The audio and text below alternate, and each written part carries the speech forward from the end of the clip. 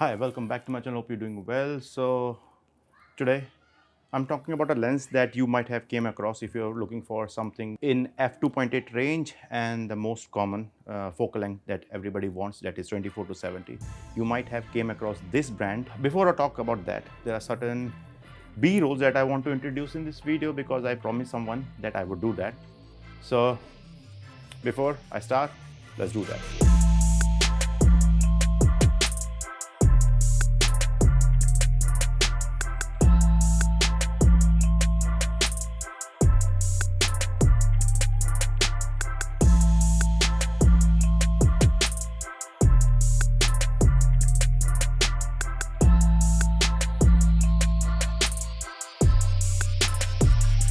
So before I start talking about the lens or give you the pros and cons about the lens, there are certain features that you might want to know if you are in the market for buying this lens. You might have came across the focal length 24 to 70, which is really popular amongst photographers and videographers because it provides you the versatility of a 24mm lens, that is your wide, and 70mm lens, which is somewhat more compressed than your 20. This range usually provides you the best of both worlds, so that you can basically immediately grow from a wide angle to a compressed shot, giving a different focal range and different focal range experiences while carrying a single camera.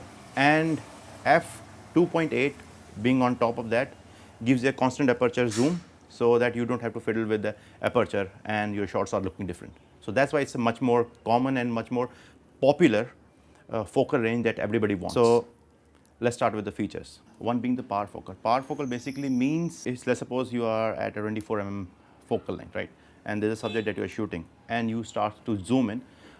Basically keeps the focus in check and the subject in check, and always focused on the subject, whether you're zooming in or zooming out.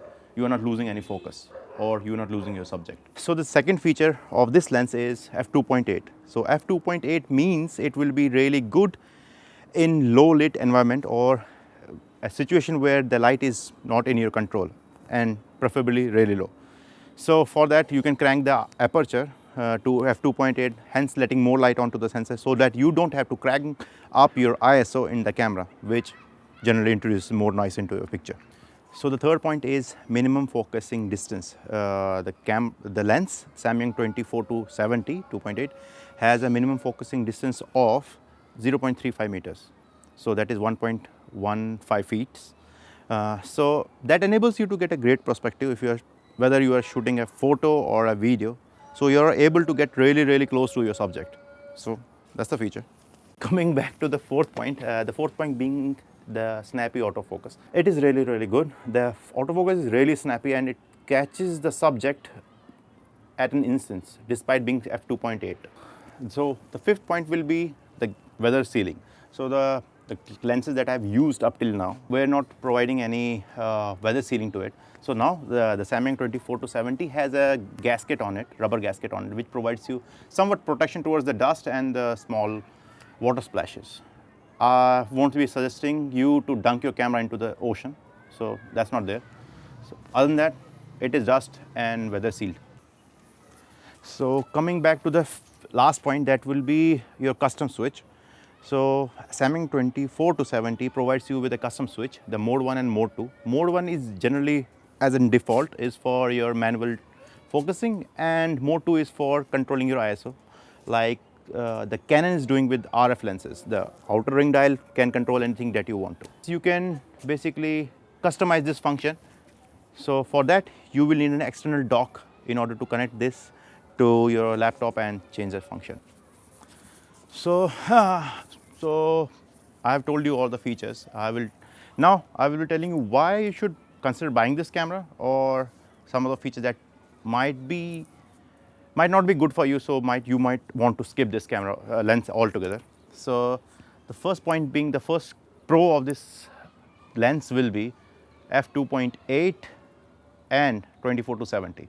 So this is a really versatile zoom lens, which is preferred by all the photographers and all the videographers, because that gives you a wide prospect of a landscape or whatever you are shooting, and can also simultaneously go to a compressed shot that is 70 mm. So 50 is included in that camera, so you don't have to carry another portraiture lens along with you. So that substantially removes the weight of the lens from your back.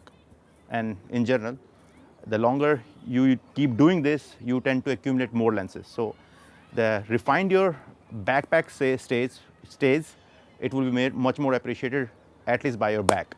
So the second point will be budget friendly. So considering all the segments that are available for the Sony, because this is what I am shooting with, the Sony, Tamron being there, Sigma being there, and Samyang being there. I've done my research and I have found out that Samyang is somewhat budget friendly. I won't say it's around 20 grand.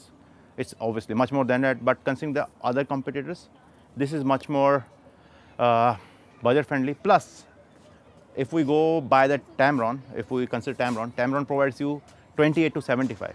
So 28 not being that wide enough, because I have already used 28 mm that comes with the kit lens that comes with it, right? So checking for my mic. So I thought it fell. So, and 24 to 70 that Sigma provides is really costly, 90 something grands. So this comes right in between. It's a perfect blend of being a wide and budget friendly. Let's talk about the cons. कैसा? पता है मैं अभी record कर रहा हूँ. कसम से मैं डालूंगा. So coming back to the cons.